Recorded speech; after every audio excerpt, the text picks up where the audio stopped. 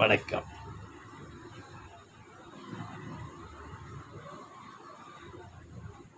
பிரம்மத்தை உணர்ந்தாலே, பிரம்மத்தின் ஐக்கியத்தில் இருந்தாலே, பிரம்மத்தோடு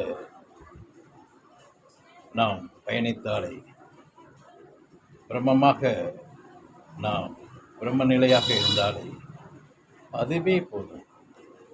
இறை பிரம்மம்தான் முடிவு, எல்லை. அதுக்கு மேலே ஒன்று இல்லை.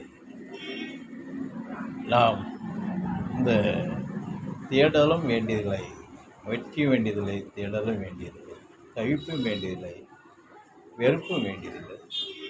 இறை பிரம்மத்தினோடு நாம் இறையாக இணைந்து, இறை பிரம்மத்தோடு இணைந்து, இறை கசிந்துருகி இறைநிலையாக வாழ்ந்தாலே போதும். இறை இன்பமாக இருந்தாலே போதும், இறை பிரம்மமாக இருந்தாலே போதும். இறை ஐக்கியப்பாட்டில் நாம் அதோடு இணைந்து அந்த பெருமை ஆற்றலோடு இருந்தாலே போதும். முடிவு அதுதான். வேறு தேடலும் வேண்டியதில்லை, முயற்சியும் வேண்டியதில்லை, பயிற்சியும் வேண்டியதில்லை, ஒன்றும் வேண்டியதில்லை, அலைய வேண்டியதில்லை, திரிய வேண்டியதில்லை, காட்டுக்கு போக வேண்டியதில்லை, வீட்டை விட்டு ஓடி போக வேண்டியதில்லை. இல்லறத்தில் இருந்து நாம் இறை பிரம்மமாக இருந்தாலே போதும். இல்லற சுகமே, இந்த இற பிரம்மத்தினுடைய ஐக்கியத்தில் இல்லற சுகமே ஒரு சுகமானது. அதே இறைக்கு ஒப்பானது தான். இதை கடந்து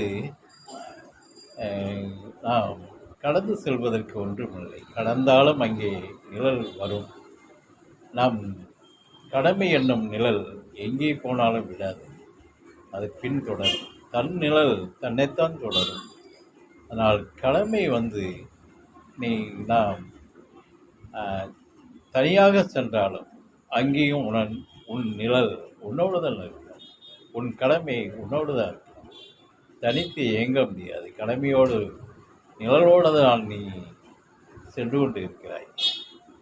அதனால் நீ இந்த இறை பிரமத்தோட இல்லற நிலையாக இருந்த இன்பத்தை பெறும். அது அந்த சுகத்தை விட எந்த சுகமும் இல்லை.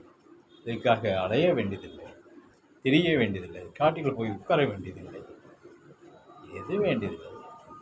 நீ மனதை மட்டும் இறையோடு இறையாக இணைந்து இருக்கும்போது, அந்த இறை பிரமத்தோட கனெக்டாக இருக்கும்போது